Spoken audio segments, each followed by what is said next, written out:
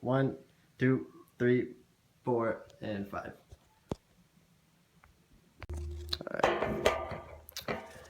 Okay. Good evening, everyone. I'm here to discuss a topic and hopefully persuade you on a topic that is debated almost every day. You may or may not have heard it. It is a very polarizing topic and affects hundreds of thousands of people. Probably affected you at some point in your life. I'm talking about the minimum wage. And I'm going to go ahead and right off the bat and say why it should be raised. So first reason is that everyone earns money if the minimum wage is increased. So the reason this being is that many families are dependent on government-funded aid programs, food stamps. I know there are variations of that program, but essentially the same thing. And so what happens is taxpayers end up paying for these families who unfortunately can't pay for things themselves, the basic necessities. So what this entails is that if we raise the minimum wage to about $11, $15 is too high in my opinion, but I think a good solid ground would be $10.10 an hour. That's one that many economists have analyzed, have run tests on, continually debate. Yeah, 15 is too high. Small businesses, I understand. From an economic standpoint, I completely understand. But $7.25, the current federal minimum wage, too low. And so these families that are earning $7.25 rely on the government assistance, which inevitably me, you, any taxpayer ends up paying for. So that person goes from earning $7.25 to $10.10. That's, I think, like a little bit over $2.80 raise. All of a sudden, they don't qualify for those programs. So, in a good way. So, they're buying their own food, they can afford it. And so this offers a tax break to, anyone paying taxes. So that's one benefit right off the bat. Another thing that I want to talk about is kind of the misconception of minimum wage earners. We have this idea that it's just some teenager looking for a summer job. And anymore, that's not true. Current demographics show that 1.6 million people earn minimum wage as of right now, and 1.1 million of those, 1.6, are older than 20 years of age. So we have young adults struggling, trying to make a living for themselves and doing it the only way they know can. There's the age-old argument, well, if you want to earn more money, you got to work for it. Well, unfortunately anymore, how does that work? How do you go about doing that? Do you take an unpaid internship and try to get some experience in a new field?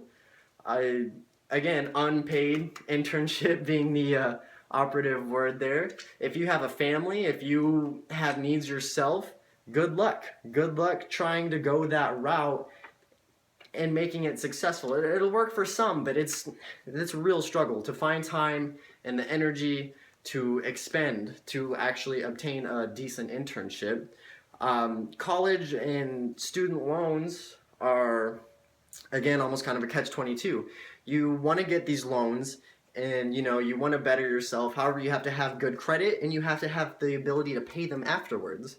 So you can take out a slew of student loans, a lot of debt, and hope you pass your classes, hope you find a job within 6 months of graduating, hope that you're not crippled financially afterwards. So that raises a lot of problems for people. School is becoming more and more unobtainable. I know, I'm a student myself. One class at ASU right now is $1,500 for one class. Spoiler alert, you need about 25 classes or so to actually graduate. So I don't have the numbers on hand, but it's a lot of money. Someone who's paying minimum wage, earning minimum wage, probably can't afford. So, what are they supposed to do? What options do they have? Management, okay, so you go from earning $7.25 to earning the big bucks at $8.50 is the average raise, $1.25 for McDonald's employees going from employment to management. Come on, like that's not realistic. 1010, we can afford it. 1010 is a solid number. It'll still have people will have the drive to do better, to earn more.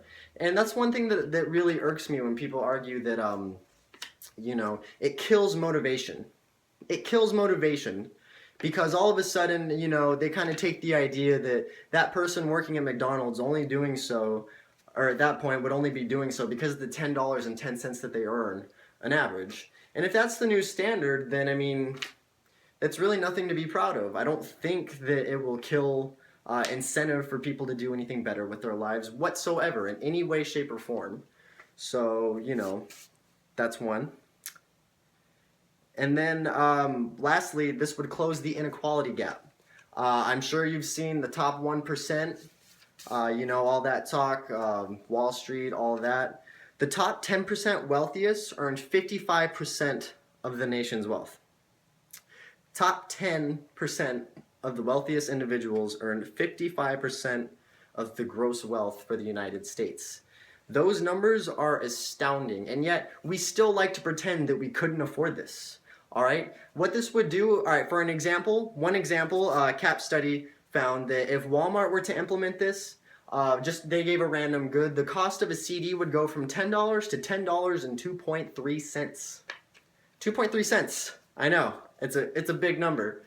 I think it's just time to stop being so greedy and to actually give these 1.1 million people older than 20 years of age a real livable income, because I've lived off of minimum wage myself and it was horrible. It sucked. You go hungry after you pay your bills. There's a reason I was over at mom and dad's almost every night trying to get a meal. And it's hard. It's really hard. And I'm so grateful now that I earn more, but it didn't have to be that way. I'm not grateful because I earn it now. I'm grateful because I have food to eat, So in the end, I think everyone everyone deserves a higher standard of living, and we can afford it. So thank you.